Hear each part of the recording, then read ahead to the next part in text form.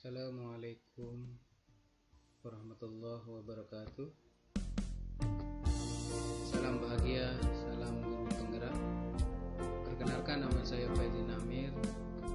Saya dari SMP Negeri 1 Kopang, calon guru penggerak angkatan kedua Kabupaten Lombok. Berikut ini saya akan memaparkan koneksi antara materi modul 1 Filosofi Pendidikan Ki Hajar Dewantara. Pemikiran Ki Hajar Dewantara tentang pendidikan. Sebagaimana kita ketahui, Ki Hajar Dewantara adalah Bapak Pendidikan Nasional. Beliau lahir pada tanggal 2 Mei 1889. Menurut beliau, pendidikan adalah menuntun.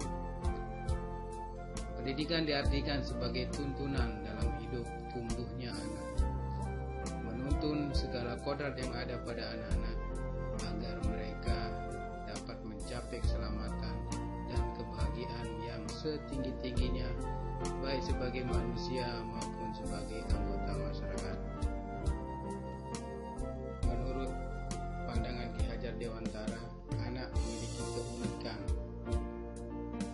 potensi sejak lahir, sehingga guru tidak boleh menyeragamkannya.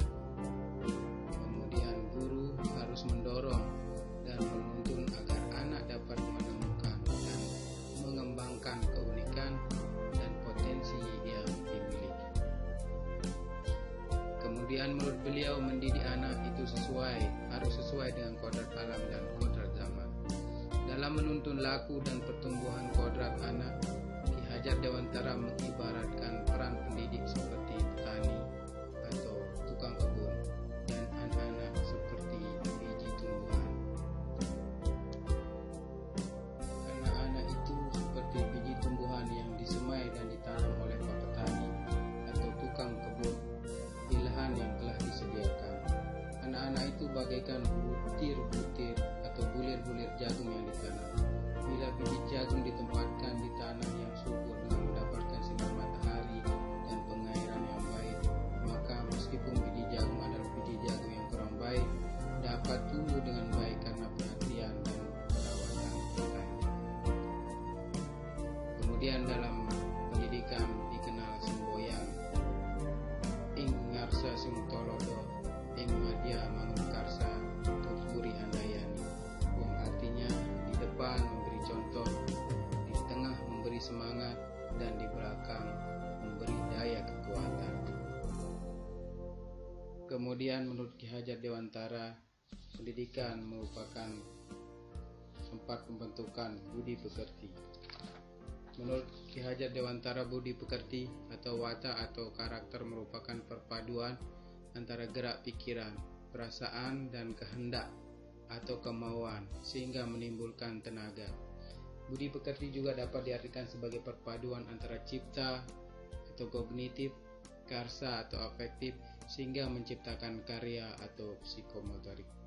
Lebih lanjut, Ki Hajar Dewantara menjelaskan keluarga menjadi tempat yang utama dan paling baik untuk melatih pendidikan sosial dan karakter baik bagi seorang anak. Keluarga merupakan tempat bersemainya pendidikan yang sempurna bagi anak untuk melatih kecerdasan budi pekerti. Keluarga juga menjadi ruang untuk mempersiapkan hidup anak dalam bermasyarakat dibanding dengan pusat pendidikan lainnya.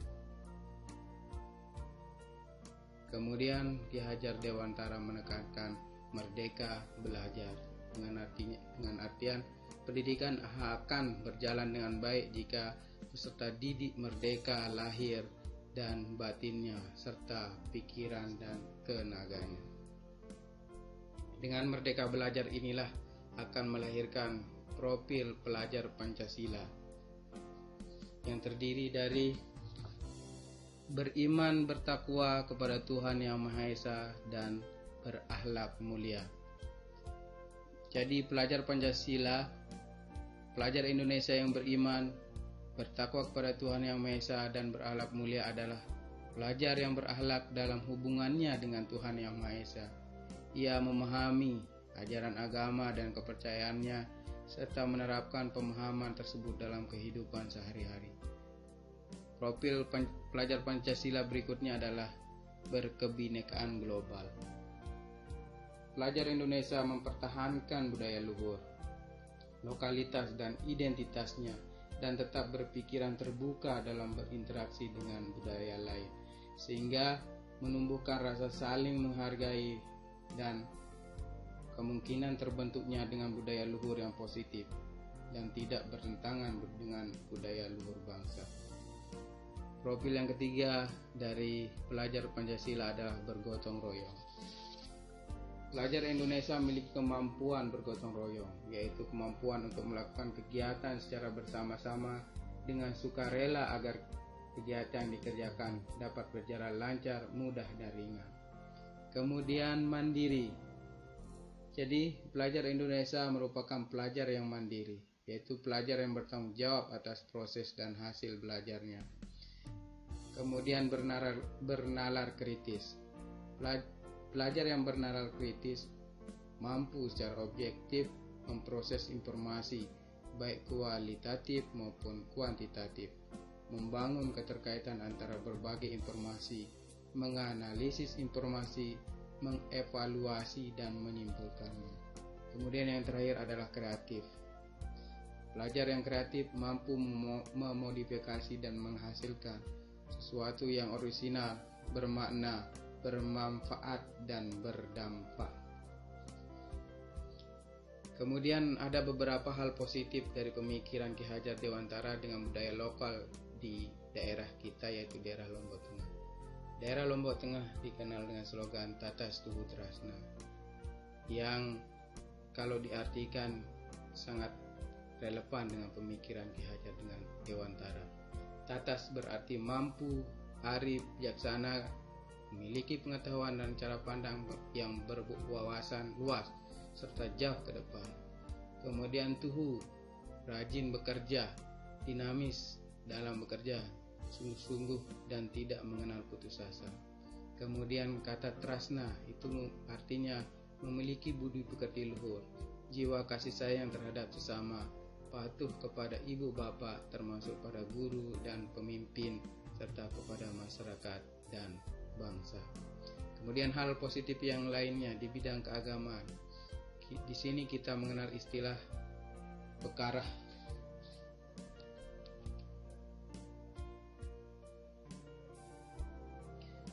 Bekarah ini digunakan sebagai doa dan ucapan syukur kepada anak-anak yang mengikuti pendidikan pengajian baca Al-Quran telah memasuki bulan suci Ramadan. Kemudian ada namanya namatan. Namatan ini juga artinya hataman Al-Quran. Kemudian di bidang seni ada gamelan atau gendang beli. Gendang beli atau gamelan ini adalah kesenian masyarakat Sasak yang digunakan dalam berbagai hal, seperti waktu prosesi pernikahan, yaitu nyongkolan dalam istilah Sasaknya. Kemudian rudat. Rudat adalah kesenian daerah Sasak yang dibawakan oleh orang dengan gerakan khas dan lagu-lagu bernapaskan Islam. Kemudian di bidang kesehatan dikenal pengobatan herbal atau bahasa Sasaknya adalah oat sasak. Kemudian sumbu pendidikan dan kebudayaan adalah nilai kemanusiaan. Tidak baik bagi seorang pendidik memperlakukan peserta didiknya dengan cara-cara yang tidak manusiawi seperti membuli, menjustifikasi, dan menghukum dengan cara-cara yang tidak mendidik. Kemudian hal positif berikutnya adalah pendidikan harus terus bergerak, tidak boleh statis. Perubahan harus selalu ada dalam pendidikan demi mewujudkan pendidikan ke arah yang lebih baik. Karena masa lalu berbeda dengan masa sekarang dan juga masa yang akan datang. Maka tantangan zaman ini yang menjadikan pendidikan tidak boleh monoton. Kita dituntut untuk terus berpikir demi kemajuan pendidikan agar mampu bersaing di kancah internasional. Kemudian pendidikan tempat persemaian benih-benih. Dunia pendidikan harus bersih dari hal-hal negatif sehingga benih-benih yang telah disemai tumbuh dengan baik tanpa ada unsur eksternal yang bersifat negatif mempengaruhi pertumbuhannya. Kemudian perubahan. Perubahan di dalam pendidikan harus terus dilakukan demi mendapat kebudayaan yang lebih baik, karena kebudayaan yang baik yang berpusat pada nilai-nilai kemanusiaan merupakan cerminan dari hasil perubahan pendidikan yang dilakukan sebelumnya. Kemudian pendidik ibarat petani. Pendidik harus mencintai peserta didiknya ibarat petani yang mencintai lahan dan tanamannya. Kita harus merawat dengan baik serta peserta didik. Kita memberikan pendidikan dengan cara menyenangkan agar mereka tumbuh sesuai dengan kodratnya. Kemudian murid ibarat benih-benih. Peserta didik kita di sekolah adalah benih-benih yang harus tumbuh dengan baik. Walaupun perlakuan pendidik berbeda karena kodrat alam, benih-benih yang ada, namun tujuannya satu, yaitu agar benih-benih yang disemai tumbuh dengan baik dan unggul serta bermanfaat. Kemudian berhamba pada anak, atau anak sebagai pusat belajar. Jadi selain sebagai objek belajar, anak sebenarnya subjek dari pembelajaran itu. Karena berdasarkan pemikiran KHD, anak-anak itu sudah bertuliskan buram, hanya saja pendidik bertugas menebalkan tulisan itu. Serta didik pula yang menjadi tolak ukur seorang pendidik menyusun metode dan strategi pembelajaran agar anak benar-benar dijadikan sebagai pusat pembelajaran. Pendidikan tidak terlepas dari kodrat alam dan kodrat zaman. Dari sekian banyak peserta didik, tentu tidak ada yang memiliki kemampuan merata dan sifat yang sama, pasti ada perbedaannya. Hal ini disebabkan karena kita dilahirkan pada kodrat alam dan kodrat zaman yang berbeda, sehingga ketika menghadapi mereka, tentu kita akan kembali memahami kondisi tersebut sambil mencari strategi terbaik untuk mendidik mereka.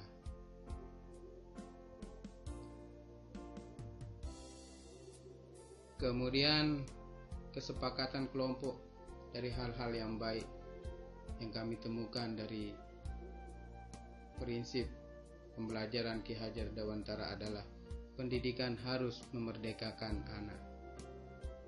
Dalam pendidikan tidak boleh ada penekanan yang sifatnya negatif sehingga anak jenuh dan tidak ingin sekolah. Pendidikan harus menyenangkan agar peserta didik mengikuti pelajaran dengan perasaan yang ceria sehingga hasil belajarnya akan lebih baik.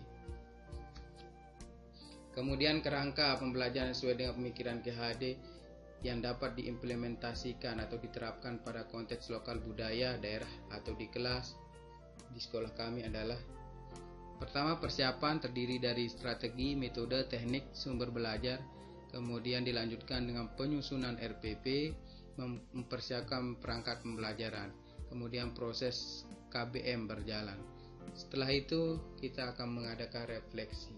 Nanti refleksi ini hasilnya untuk peserta didik, untuk kemajuan peserta didik dan pendidik itu sendiri, demi kemajuan sekolah dan masyarakat.